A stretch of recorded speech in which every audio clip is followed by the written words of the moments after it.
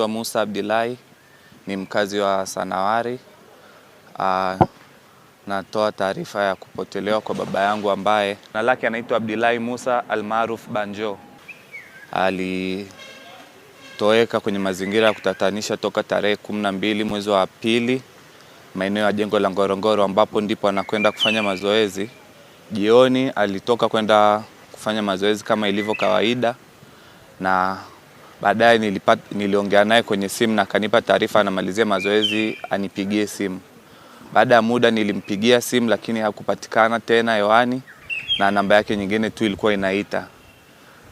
Asubuhi ilipofika ikabidi tutoke kwenda kumtafuta, maana kurudi nyumbani kabisa siku hiyo. Tulienda jengo la Ngorongoro ambapo anapofanya mazoezi na tukakuta gari yake ikiwa pale imepaki, na kuwauliza wafanyisha mazoezi wake kwamba yuko wapi huyu mtu. Anasema aliingia kufanya mazoezi na akatoka alivyomaliza kufanya mazoezi.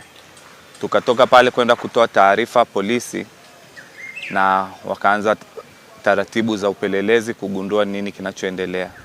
Lakini ikumbukwe nyuma, mnamo tarehe 3 mwezi wa 11 mwaka 2025 pia alipata changamoto hii ya kupotea, na tulimtafuta sana kila kituo, lakini ilishindikana kumpata. Baada ya siku 17 tulikwenda polisi na wakatupa taarifa tena kwamba wako naye. Jaribu kufuatilia kwenye polisi, wanafuatilia kwenye CCTV kamera za jengo la Ngorongoro, lakini hakuna chochote kinachopatikana. Zinapatikana picha zikimuonyesha akiingia na kutoka, lakini baadhi ya kamera wametunyima kuziona na wanasema wanaendelea na uchunguzi. Gari lake tulilikuta gari lake eneo la Ngorongoro, opposite na Ngorongoro, ambapo ni parking. Aliegesha kwenye parking ambazo ni pembezoni mwa ukuta wa mkuu wa wilaya wa Arusha, na baadaye walikuja maaskari wakalivuta kutoka pale na kulipeleka kituo cha polisi.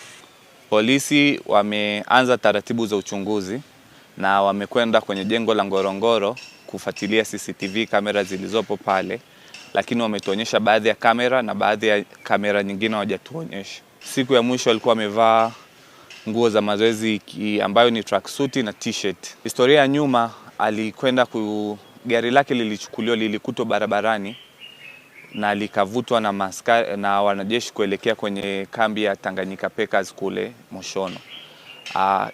Ilikuwa ni siku ya Jumamosi. Jumatatu tukaenda kufuatilia gari Tanganyika Packers. Hapo ndipo alipopotea na tukujua yuko wapi tena. Baada ya siku 17 na tulimtafuta kila kituo. Baada ya siku 17 ndipo polisi walitupigia simu na kutupa taarifa kwamba wanaye.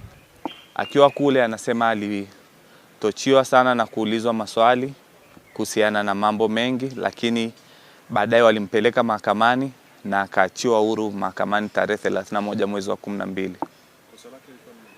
Alipewa kesi ya uhaini ambayo mwisho wa siku ilifutwa mahakamani.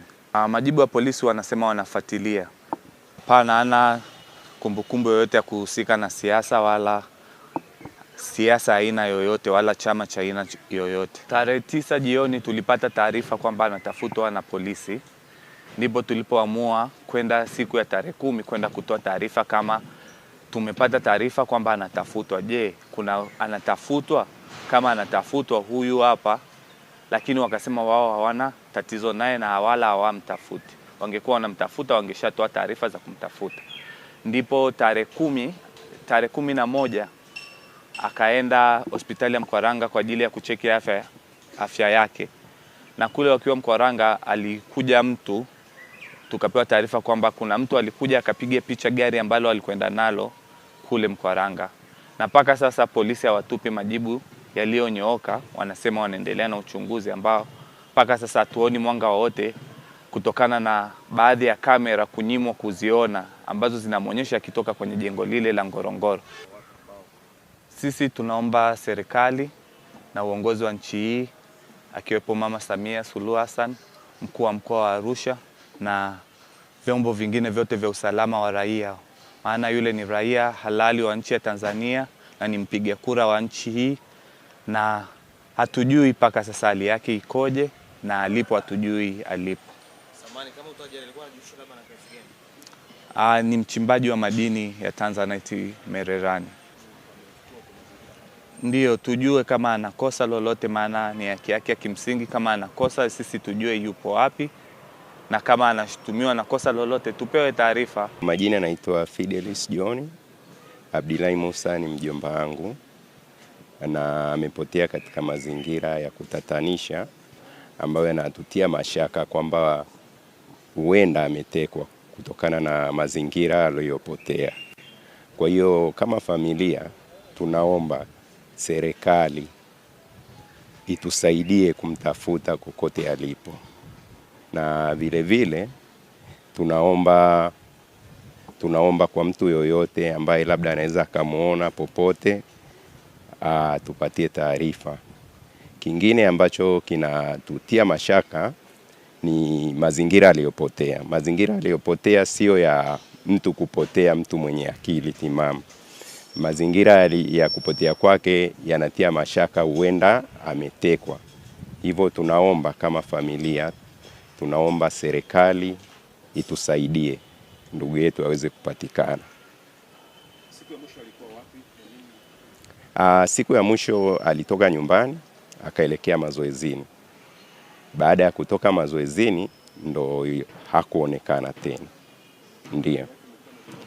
Gari yake mazingira iliyokuwepo ni mazingira anapofanyia mazoezi, na ilikutwa hapo hapo ilipo.